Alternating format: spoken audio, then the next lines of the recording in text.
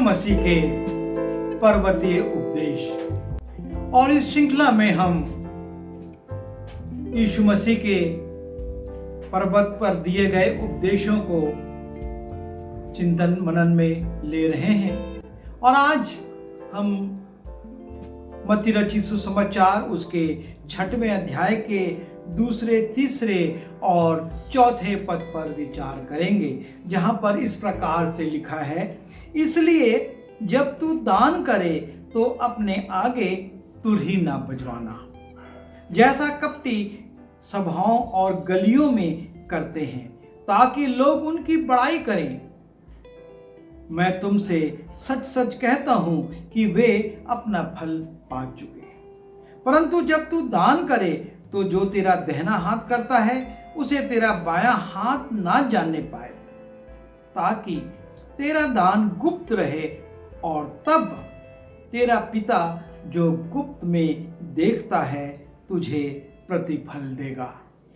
और इस पद को मैं कई बार पढ़ चुका था और मैं ये सोचता था कि ये किस प्रकार की बात है कि जब तू दान करे तो अपने आगे तुरही ना बजवाना। कौन अपने आगे दान करते समय, भेंट देते समय तुरही बजवाता है? और एक अद्भुत सा सवाल मेरे सामने रहता था कि ये किस प्रकार से होता है। और एक दिन मैं जा रहा था और मार्ग में देखा कि एक बारात जा रही है और बड़ा बैंड बाजा बज रहा था और बड़ी भीड़ थी और लोग नाच गा रहे थे। और जब मैं उसके किनारे किनारे से आगे बढ़ने लगा तो देखा कि दूल्हा तो है नहीं, और मैं आश्चर्य करने लगा कि ये क्या है। और तभी नजर पड़ी कि एक जीप के ऊपर एक बहुत बड़ी सी चादर है और उस चादर को लेकर लोग चले जा रहे हैं। पूछने पर पता चला कि एक नगर का धनाढ्य व्यक्ति एक निश्चित स्थान पर उस चादर को भेंट करने जा रहा है। और इस प्रकार से वो बैंड बाजा, लाइटिंग और नाना प्रकार के तामझाम के साथ ले जाया जा रहा था। जितने की वो चादर नहीं थी उससे ज्यादा तो उसको ले जाने में खर्च हो रहा था। और तब मैंने सोचा कि सच में लोग भेंट देते हैं पर किस प्रकार से तुरही बजवाते हैं। कुछ दिन पहले ही की बात है कि एक बड़ी सी दुकान थी और उसके सामने खूब डीजे और नाना प्रकार के बाजे बज रहे थे और भीड़ जमा थी। और जब नज़दीक गए मैं सोचा कि ये दुकान तो पुरानी है पर शायद कुछ रिनोवेशन हुआ होगा, उसके कारण यहाँ पर ऐसा चल रहा है। देखा कि दुकान के किनारे पर एक वाटर कूलर रखा हुआ है और उसके ऊपर गेंदों की मालाएं सजी हुई हैं। और तब पता चला कि सेठ जी इस वाटर कूलर को अभी समर्पित करेंगे। एक बड़े नेता आएंगे और वो फीता काटेंगे और तब यहाँ से कोई भी इस वाटर कूलर से ठंडा पानी पिएगा।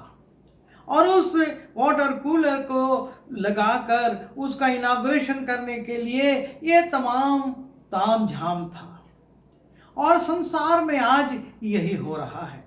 ना सिर्फ दूसरे समाज के लोग, लेकिन मसीही समाज में भी आज कुछ यही स्थितियां बनी हुई हैं कि जब हम दान करते हैं तो अपने सामने, अपने आगे तुरही बजवाते हैं। हो सकता है साक्षात हम तुरही ना बजवाएं, लेकिन इस प्रकार से हम कुछ करते हैं जिससे कि सारे लोग जान लें कि हम या हमारा परिवार इस चीज को परमेश्वर के भवन में भेंट कर रहा है। हम बड़ा सा शिलालेख लिखाते हैं कि हमने अपने पूर्वजों के स्मृति में ये भवन में कार्य करवाया है।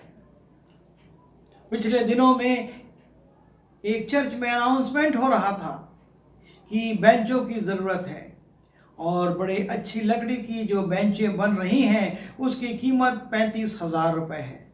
और जो भी चाहता है वो 1, 2, 3 बेंच की कीमत देकर बेंच डोनेट करे और उस बेंच के पीछे उस परिवार का नाम लिखवा दिया जाएगा।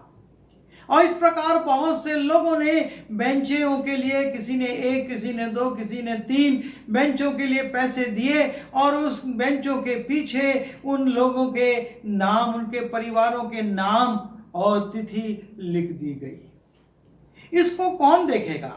परमेश्वर आकर देखेगा या मनुष्य? क्योंकि परमेश्वर तो आपको और मुझको देख रहा है, उसको हम क्या दिखाएं?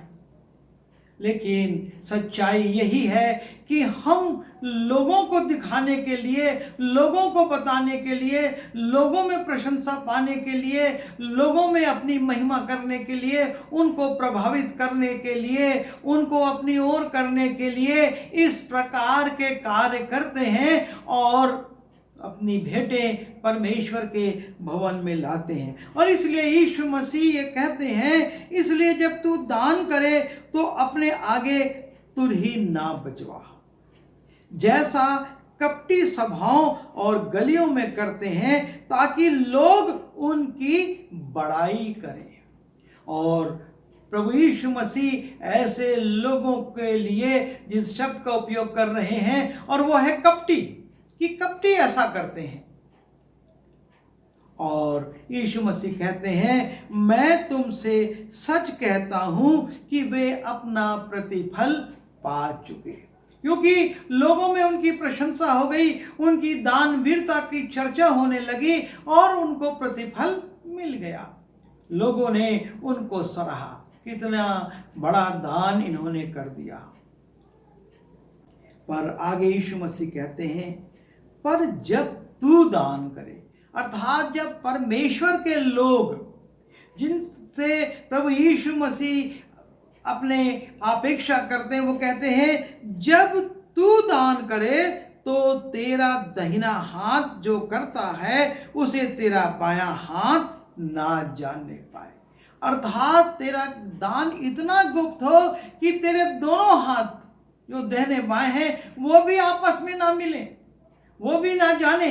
लेकिन तू दाहिने हाथ से दान करता है तो बायां हाथ ना जानने पाए। इतना गुप्त दान तू दे। हमारा प्रभु यीशु मसीह आपकी और मेरी भेंट को जो हम उसके लिए लाते हैं, उसको वो चाहता है कि वो हम दोनों के बीच में रहे, अर्थात परमेश्वर और हमारे बीच में, ना कि हमारे और संसार के बीच में। जिसकी चर्चाएं हो, जिसके लोग के लिए लोग बातचीत करें और हमको बड़ा धर्मी या हमको बड़ा दानवीर घोषित करें। प्रभु यीशु कहते हैं, परंतु जब तू दान करे तो जो तेरा दाहिना हाथ दान करता है उसे तेरा बायां हाथ ना जानने पाए। एक गुप्त दान तुझको करना है, क्योंकि इसका प्रतिफल तुझको परमेश्वर से लेना है, मनुष्यों से नहीं। और इसलिए वो कहते हैं, ताकि तेरा दान गुप्त रहे, तब तेरा पिता जो गुप्त में देता है तुझे प्रतिफल देगा। परमेश्वर हमारी भेंटों को तब ग्रहण करता है जब वो ये देखता है कि ये हमारी महिमा के लिए नहीं, ये हमारी प्रशंसा के लिए नहीं, लेकिन बड़े समर्पित भाव से ये परमेश्वर को दी गई है।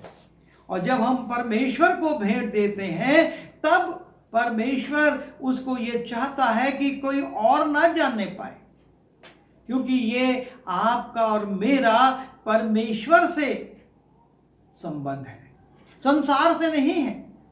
हम संसार के प्रति धन्यवादी होकर भेंट नहीं ला रहे हैं, हम संसार के प्रति धन्यवादी होकर इन बेंचों को नहीं बनवा रहे हैं, लेकिन हम परमेश्वर के प्रति धन्यवादी हैं कि उसने हमारे परिवार को आशीषित किया, उसने हमारे रोजी रोजगार पर आशीष दी, और इसलिए हम अपनी भेंट प्रभु के चरणों पर लाए हैं। वर्तमान समय में दशमांश देना एक शान की बात बनता जा रहा है। लोग अपनी भेंट बोलते हैं, हम तो बड़ी ईमानदारी से सबसे पहले दशमांश निकाल देते हैं। पर प्रभु यीशु मसीह कहते हैं जो कुछ तेरा है वो परमेश्वर को दे दे और वो तुझको इसका प्रतिफल देगा। हमारी धार्मिकता का चिन्ह हमारा दशमांश नहीं है, लेकिन परमेश्वर को हम किस रूप में किस तरह से दे रहे हैं जिससे कि सिर्फ हमारा परमेश्वर और हम जाने, तीसरा कोई उसमें ना आए। और इसलिए यीशु मसीह ये चाहते हैं कि आप और मैं सांसारिक प्रथाओं पर, सांसारिक रीति रिवाजों पर ना जाए, जहाँ पर कि भवनों के ऊपर बड़ा बड़ा लिखाया जाता है कि इस कमरे का निर्माण इसके द्वारा इसकी स्मृति में किया गया। जो हमने भला काम किया है उसके से हमारे परमेश्वर की महिमा होना चाहिए, ना कि मेरी या मेरे परिवार के या मेरे पूर्वजों की। आज परमेश्वर आपसे और मुझसे इन पर्वतीय उपदेशों के माध्यम से इसी बात को प्रकट कर रहा है कि आप और मैं अपने दानों पर, अपनी भेंटों पर जो परमेश्वर के चरणों पर लाते हैं, किसी रीति से घमंड ना करें या संसार को ना दिखाएं, क्योंकि यदि हमने संसार को दिखाकर ये कार्य किया तो इसका प्रतिफल हमको नहीं मिलने वाला है। लेकिन जब हम परमेश्वर को गुप्त भेंट देते हैं वो इसका प्रतिफल हमको देगा। उस स्त्री का प्रभु यीशु मसीह ने की प्रशंसा की कि उसने अपनी छोटी राशि दी लेकिन अपना सब कुछ दिया, गुप्त में दिया, और परमेश्वर ने उसको ग्रहण किया। प्रभु हमारी भी भेंटों को इसी प्रकार ग्रहण करे और हम प्रभु को प्रसन्न करने वाले और उससे प्रतिफल प्राप्त करने वाले हो सके। आइए दुआ करें।